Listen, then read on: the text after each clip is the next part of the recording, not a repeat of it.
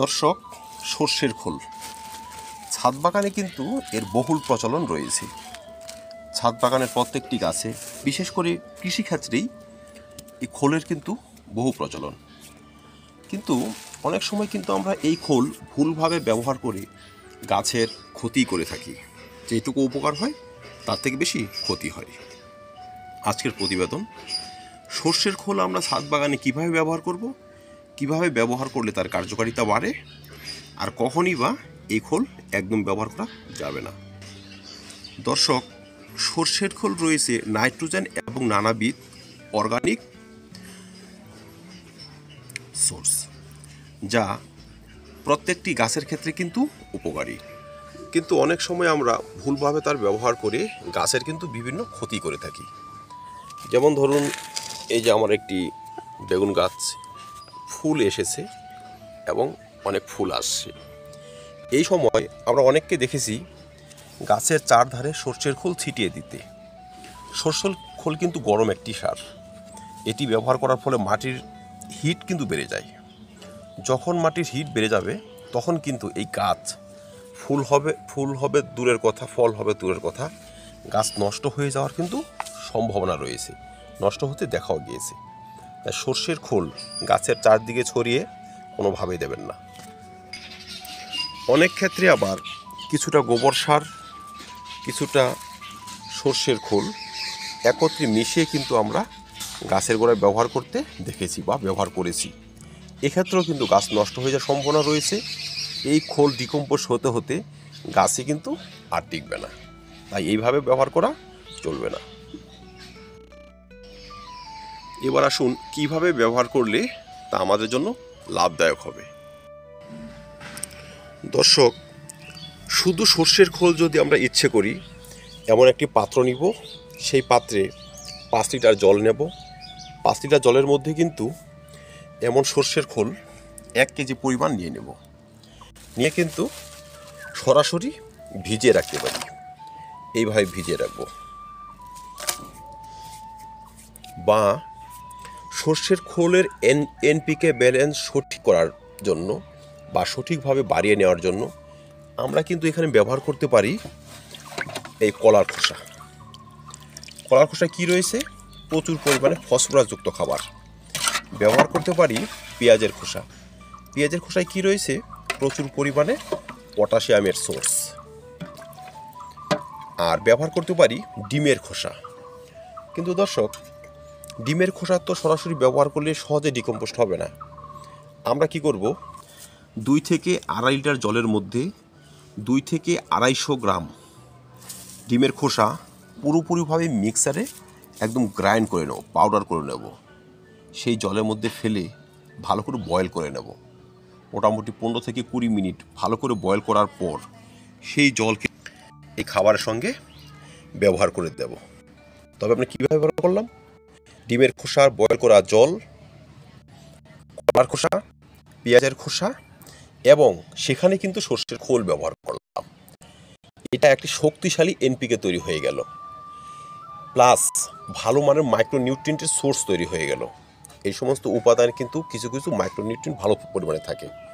যেমন ডিমের খোসায় থাকে ক্যালসিয়াম, সামান্য একটু পটাশিয়াম, সামান্য একটু ম্যাগনেসিয়াম এবং কিছুটা নাইট্রোজেনও কিন্তু দেখা যায়। এবার এই উপাদানটি আমাদের ফেলে রাখতে হবে 7 থেকে 10 দিন। দর্শক, মনে রাখবেন, সর্ষের খোল আজকে ব্যবহার করলাম আর অন্যান্য খাবারের মতো কালকেই তা গাছে দেওয়া শুরু করলাম, সে কিন্তু হবে না। এই উপাদানটি আমাদের 7 থেকে 10 দিন ফেলে রাখার পর পুরোপুরি ডিকম্পোস্ট হয়ে যাবে। পুরোপুরি ডিকম্পোস্ট হয়ে গেলে এখান থেকে 1 লিটার জল নিয়ে, সাধারণ জল 5 থেকে 7 লিটার নিয়ে আমরা কিন্তু যে কোনো গাছে, যে কোনো সবজির গোড়ায় কিন্তু ব্যবহার করতে পারবো। বিশেষ করে শীতকালীন এই বেগুন, এই সমস্ত টমেটো গাছে, বিভিন্ন প্রকার ফুল গাছে কিন্তু এই খাবার খুবই কার্যকারী। যে সকল গাছে অধিক পরিমাণে ফুল হয় না, কুঁড়ি হয় না, গাছের বৃদ্ধি ভালো হয় না, ডালপালা শাখা প্রশাখা বৃদ্ধি হয় না বা মেলে না, সেই সমস্ত গাছের গোড়ায় কিন্তু এই খাবার আপনি প্রত্যেক 10 থেকে 12 দিন পর পর ব্যবহার করে যেতে পারবেন। সব ধরনের গাছের জন্য আদর্শ একটি খাবার হতে পারে এই সর্ষের খোল মিশ্রিত উন্নত মানের এনপিকে। তো দর্শক, এটি ছিল লিকুইড ফর্মে সর্ষের খোলের ব্যবহার। এবার আসি পাউডার ফর্মে বা দানা খাদ্য হিসেবে আমরা কিভাবে সর্ষের খোল ব্যবহার করতে পারি। দর্শক, দানা আকারে যদি সর্ষের খোল ব্যবহার করতে চাই সেক্ষেত্রে আমাদের কি করতে হবে, এমন পুরনো গোবর সার নিতে হবে। গোবর সার নিয়ে নিলাম, ধরুন মোটামুটি 1 কেজি পরিমাণে। এবার সেখানে কিন্তু আমরা ইচ্ছে করলেই ডিমের খোসা নিয়ে নিতে পারি, সেটিও ধরুন নিয়ে নিলাম 500 গ্রাম পরিমাণে। এবার সর্ষের খোল নিয়ে নেব, সর্ষের খোলও নিয়ে নেব 500 গ্রাম পরিমাণে। আইডিয়া করুন, 500 গ্রাম পরিমাণ নিয়ে নিলাম, ঠিক আছে, 3টি উপাদান। এবার এখানে আমি ব্যবহার করব কলার খোসা। কলার খোসা ব্যবহার করব মোটামুটি 500 থেকে 1 কেজি পরিমাণে। রসুনের খোসা ব্যবহার করব 2 থেকে 300 গ্রাম পরিমাণে। যদি সম্ভব হয় পেঁয়াজের খোসাও ব্যবহার করবেন 2 থেকে 300 গ্রাম পরিমাণে। এখানে হাড় গরু রয়েছে, হাড় গরু ব্যবহার করবেন 2 থেকে 300 গ্রাম পরিমাণে।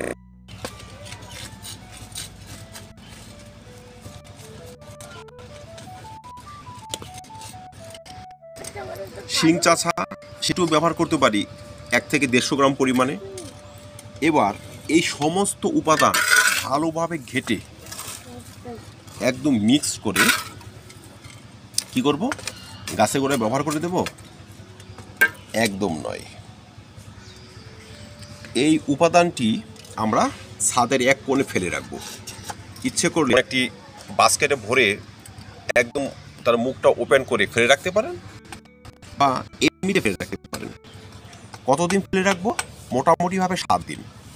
7 দিন ফেলে রাখার পর মাঝে মধ্যে কিন্তু এখানে আমরা একটু জল ছিটিয়ে দেবো, হালকা একটু জল ছিটিয়ে দেবো, যেন জিনিসটা একটু মশার ভাব থাকে এখানে, ঠিক আছে।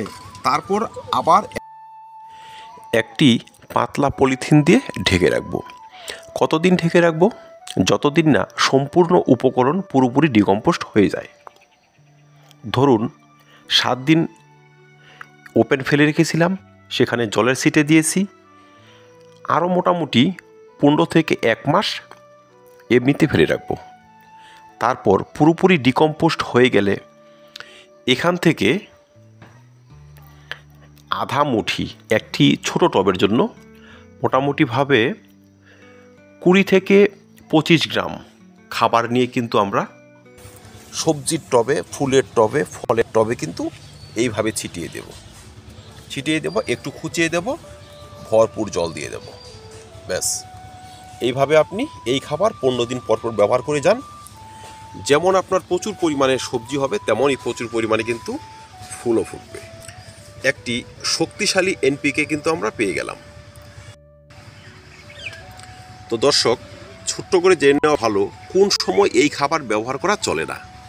দর্শক, ডরমেন্সির সময়ে গাছ যখন ডরমেন্সিতে থাকে তখন কিন্তু এই খাবার ব্যবহার করা চলবে না, কারণ ডরমেন্সির পর কিন্তু যে সমস্ত গাছে ফুল চলে আসে সেই সমস্ত গাছে যদি আমরা সর্ষের খোল এভাবে ব্যবহার করি, সর্ষের খোলে রয়েছে প্রচুর পরিমাণে নাইট্রোজেন, যার ফলে ফুল না এসে গাছে নতুন শাখা প্রশাখা গজাতে কিন্তু শুরু করতে পারে।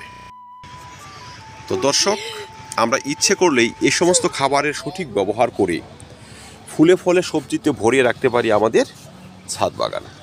ধন্যবাদ দর্শক, দেখা হবে নতুন কোনো ভিডিওতে নতুন কোনো টপিক নিয়ে। ভিডিওটি ভালো লাগলে লাইক এবং শেয়ার করবেন, চ্যানেলটি সাবস্ক্রাইব করে পাশে থাকবেন। ভিডিওটি দেখার জন্য ধন্যবাদ।